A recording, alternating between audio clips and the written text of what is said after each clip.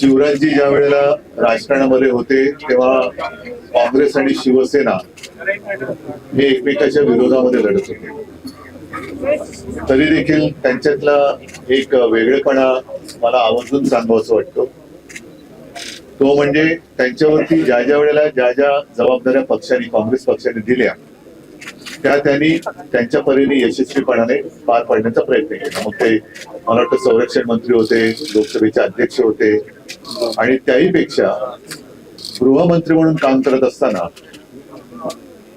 26/11 हा जो काही आतंकवादी हल्ला झाला त्यावेळेला त्याची नैतिक जबाबदारी स्वीकारून त्यांनी राजीनामा दिला होता.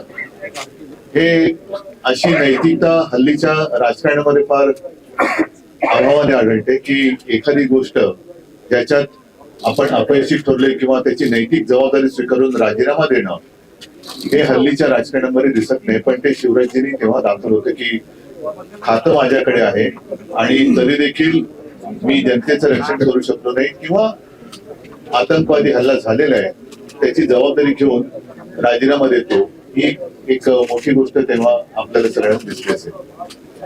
आणि म्हणून जेव्हा ते राजकारणात होते तेव्हा मी म्हटलं तसं काँग्रेस आणि शिवसेना हे एकमेकांच्या विरोधात लढत होते. पण